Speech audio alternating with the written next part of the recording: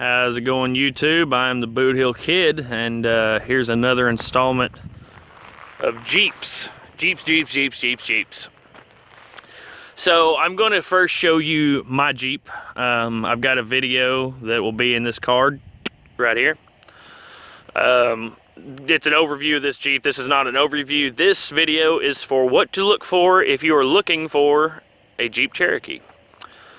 In the process of buying several Jeep Cherokees, Grand Cherokees, and Comanches, me and the old man have got our Jeep checks down to a little bit of a science, I guess you would say. We have probably looked at between 50 and 75 Jeeps to buy when he was looking.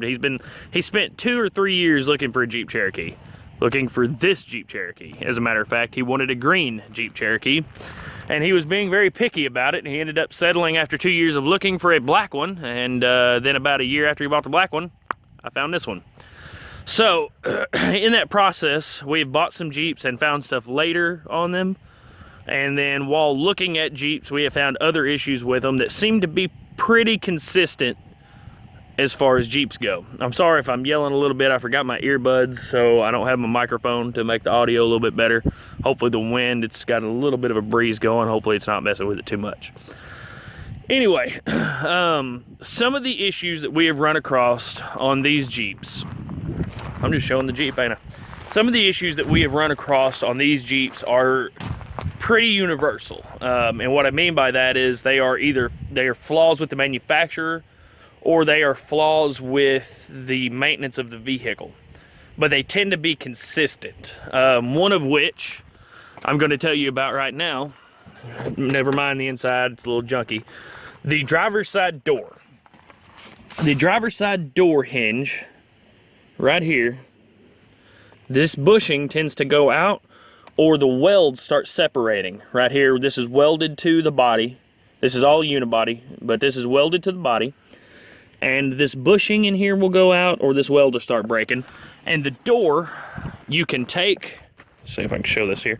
You can take the door, mine doesn't do it, the old man's does, but you can take this door and you can lift up and down and it'll move a good 3/4 of an inch to 1.5 inches.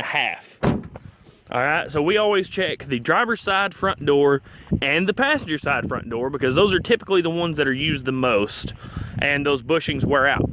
I shouldn't have shut that door. The next thing, and mine actually is plagued with this driver's side seat. Hopefully you can see this all right. This driver's side seat bracket breaks, all right, from people jumping in and out of them. I don't know if it's guys that are overweight, but I've only had one Jeep that we have looked at, one. It was an 01 Jeep Cherokee 2-wheel drive, and it ran and drive. The guy just wanted more than we wanted to pay for it. It was the only one that I found that hasn't had a broken driver's side seat frame. If you have any kind of welding skills, it is an easy fix. You have to take the seat out, take the seat apart down to the frame, weld the bracket back together, and it's fixed. I just haven't fixed mine yet because it's gotten cold and I've needed a vehicle to drive. Next, rust.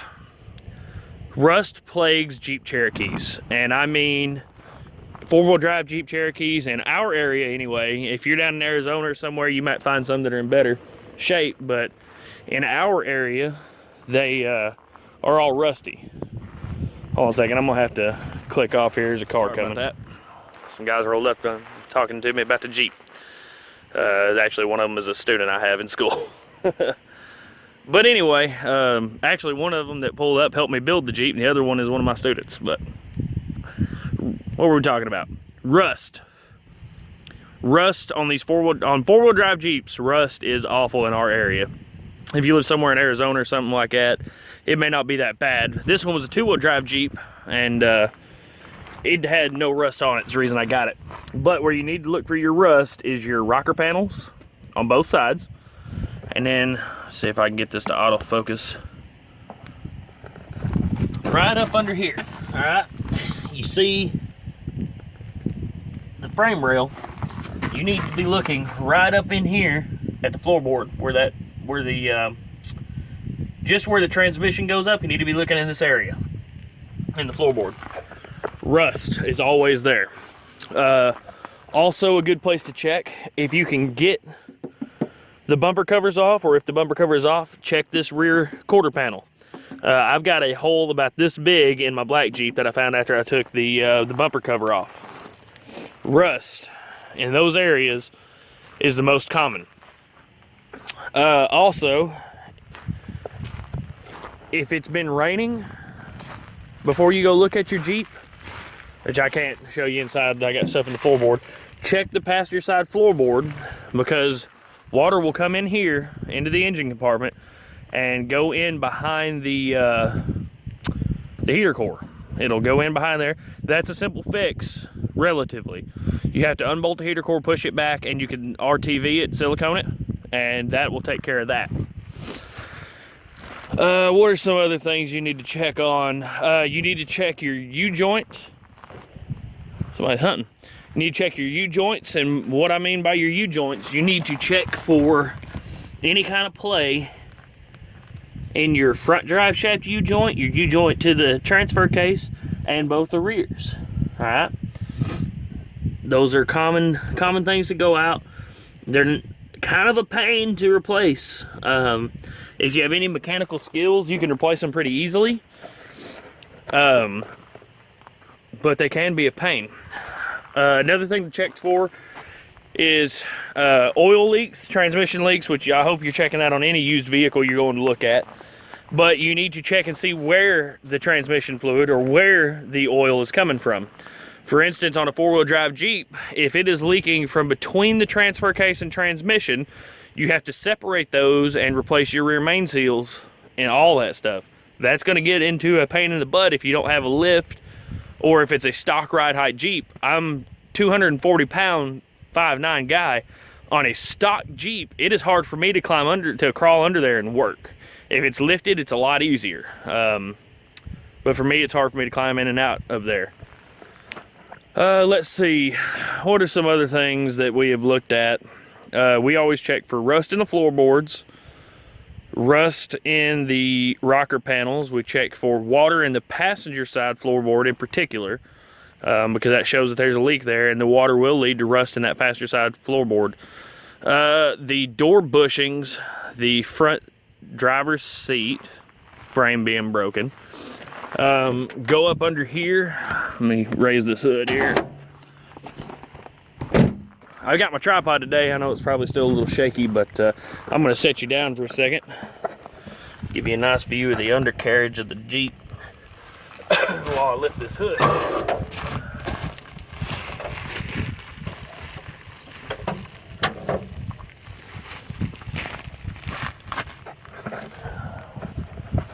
Alright, some other things we always look for is fan shrouds. If it has a stock fan shroud, it's been taken care of. Alright, the stock fan shrouds we have hardly ever found on a Jeep. Another thing is this clutch fan. If it's got this clutch fan on it, give it a spin. If it free spins around and keeps spinning, your clutch fan's out. It's gonna not be cooling, it's gonna start overheating. Alright, so you should be able to take and spin that pretty hard, and it shouldn't go all the way around. Alright, I mean, I'm spinning that pretty hard, and it's not coming full 360 degrees. So check that. Check your clutch fan. If it has an electric fan, great. The electric fan will turn on once it gets over 210 degrees, which is why I did my wiring to wire it up to a switch. Okay, because I want to be able to turn it on. I want to keep it under 210 degrees basically. So I turn it on. It's wintertime now, so I've not been having to, but I will turn it on in the summertime once it starts getting hot sitting in traffic. Check your water pump. Check for leaks. Like I said, the tube that comes out of here comes straight out and then curves back. All right, mine was leaking just a little bit around here. When I grabbed a hold of it, it came out, and a lot of fluid came out with it. If you want to put the stock one back on there, you have to take the belt off, and then you have to take this water pump off, and it's a pain in the butt. You can do what I did here, and that's been working just fine. Oil leaks around your valve cover is a common place for the oil to start leaking at. Water leaks around this thermostat housing is very common. Those are just gaskets. Those gaskets are cheap. It's not that hard to replace them. But yeah, thermostat housing, gasket. If it's not shifting right, you need to reset this throttle valve cable, I think is what it's called. Transmission valve cable, throttle valve cable, whatever it is. Runs down to the transmission, and it basically senses your, I don't know how it works exactly, but basically it's what helps your transmission shift correctly. It figures out how fast you're going, where the throttle is, and shifts the transmission accordingly. It won't shift correctly without that. You need to check, because 99% of the time somebody won't know if they're not the single owner of a Jeep. Right here, all right, I've looked at a few that are 99, 2000, 2001 that have this distributor. That is not the stock engine for that Jeep, all right? If a 99, a 2000, or an 01 Jeep Cherokee has a distributor, it is a 98 or earlier engine, all right? So you cannot go by your mileage on your gauge cluster, because it won't be right. This is a 97 engine, so it's got a distributor. All right, when I rebuild a new engine, it's going to be a newer engine with what do you call them? Not a distributor, but the oh hell, not igniter plugs. You know what I'm talking about. I'll put it right here, because I can't think right now what they're called, but it's a newer style, and I have the setup for that, but I can't put it on this engine. You need to look for this intake manifold. All right, this is a 99, 2001 style intake manifold. Has better flow than the old school horseshoe, or this is a horseshoe, and the old school ones didn't have as good a flow. I put this one on here for a little bit better performance, and it has been working.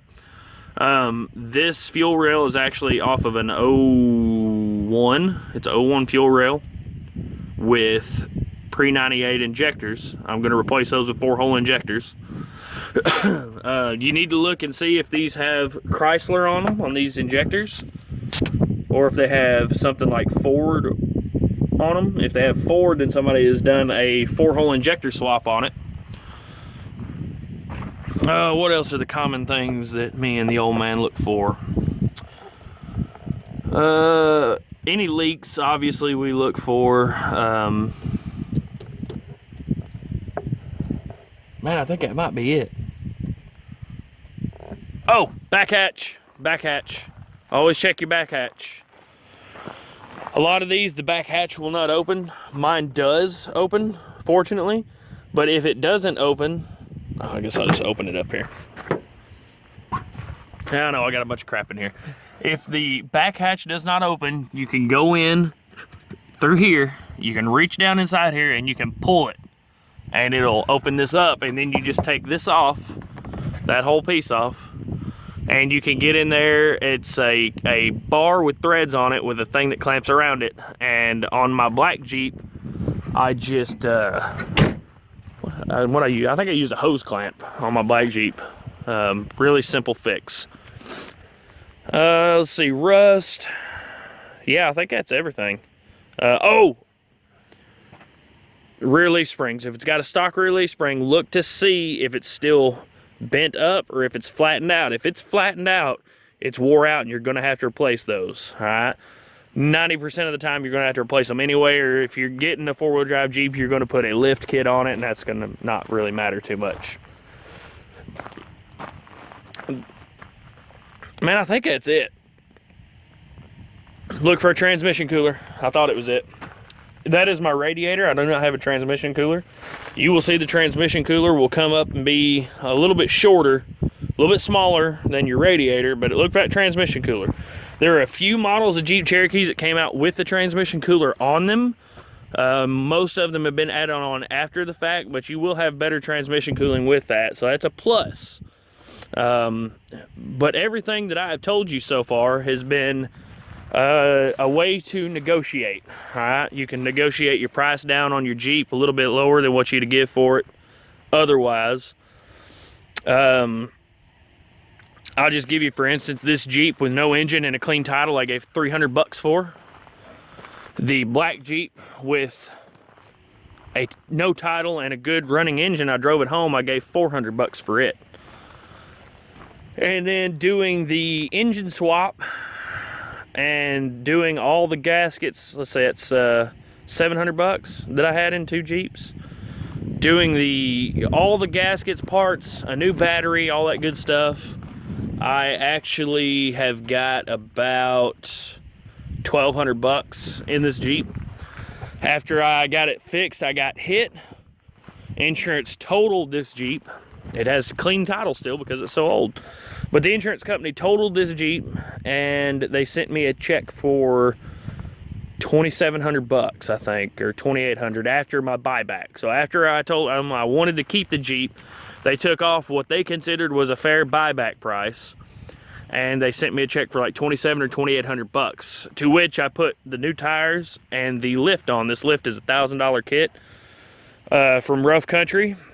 As far as lifts go, I'm happy with it. And then I paid off the parts that I had charged. I charged the parts at the local Napa, and then put the tires on there, and and then paid the taxes on it. And so that took care of all the rest of the stuff I wanted to do to this Jeep. I've basically, right now, I've got no money in this Jeep, if you consider the money that the insurance paid me. But all total, I've got about $1,200 of my own money that I put into this Jeep. $1,200 for an 01 running and driving 4-wheel drive Jeep is nothing. That's super cheap. So if you're looking at getting a Jeep and you've got just a little bit of mechanical skills, you can build one of these. I'll put it to you this way. I had never done an engine swap or anything like that on a vehicle. I'd done basic maintenance and upkeep on a vehicle. I've worked on motorcycles most of my life with the old man. I've helped him work on some of his old projects and Camaros and stuff like that. But as far as doing it on my own, a full-on engine swap and 4-wheel drive, 2-wheel drive to 4-wheel drive conversion, I'd never done anything like that.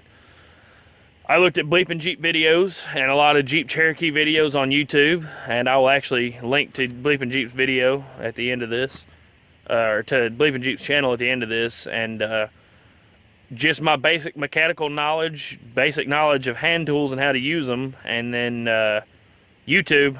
I got this thing done and driving in about 7 to 10 days it took me, and I got this thing built. It's not hard, guys. It's not hard to do. I took pictures of the engine bay before I pulled everything off, and then I pulled everything out. A lot of this stuff I left. All right, your brake master cylinder is original to this vehicle. All my AC stuff is original to this vehicle. Okay, fuse box, all that stuff, all that's original to this vehicle. Literally the only thing under this engine compartment that I changed was the engine. But now you need to keep in mind one thing I did have to do. Going from a 97 drivetrain to a 01 vehicle, some of my plugs didn't work. If you're going to do this, you need to remember, keep that in mind. This plug that runs down to the transmission, I had to cut the end off. All right, I had to cut the end off of my old transmission, cut the end off of this transmission, or I'm sorry, cut the end off of the 01 transmission and cut the end off of the 97 transmission, and I had to wire that up to fit the plug for this harness. I did not want to cut the harness because if I ever swap back to an 01 4-wheel drive transmission, it'll just plug right in. So I cut them off the transmissions. All right. The other thing is I had to wire up the loom here because when I changed this intake manifold, the setup on this intake manifold is different. So this plug right here, where this goes, was over here on the old one. So I had to extend those wires out. Not a huge deal. Very easy to do. I used heat shrink tubing and electrical tape to make sure that I got it sealed up and watertight. Did the same thing underneath on the transmission, a couple plugs that weren't right. But that's just stuff that as you come across, you'll fix. Now, if you're doing a pre-98 to pre-98 swap, everything should just plug in fine. If you're doing a 99 to 01 swap, in those 3 years, everything should plug up just fine. That's all I've got. Oh, the other thing is, if the cruise control doesn't work. If your cruise control does not work, the cruise control module is up under here. There's a sphere inside there. I don't know if you can see it. It's kind of hard to see. You got to take this bumper cover off, and in behind here is a sphere that is your vacuum for your cruise control. I got to swap this one out with the one off that black Jeep because the cruise control doesn't work on this. But anyway, guys, that's been it. This has been a little bit longer video than I had anticipated, but that'll be all right. This is stuff I think you need to know if you're looking at buying a Jeep Cherokee. Oh, I got a little water on my phone. Whoop, excuse me. This is things that you need to know if you're going to look for a Jeep Cherokee, because me and Dad have bought a couple that have had these issues that we found out later and then had to figure it out. And we would have got them a little bit cheaper, at least tried to, if we had known that beforehand. So anyway, this has been the Boot Heel Kid showing you what to look for in your Jeep Cherokees that you're looking to buy. As always, thank you for watching, and if you like what I do, hit like and subscribe. If you're already subscribed, hit the bell so you'll get notifications every time I upload a new video. Y'all have a good one.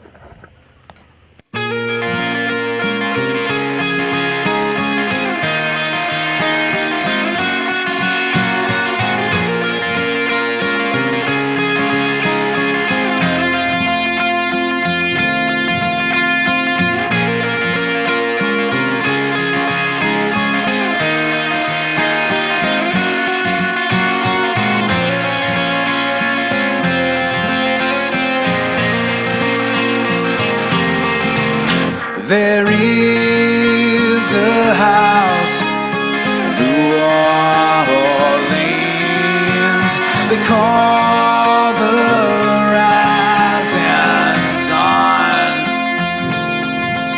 and it's been the ruin of many a poor boy. And God, I know I am one. My mother was a tailor.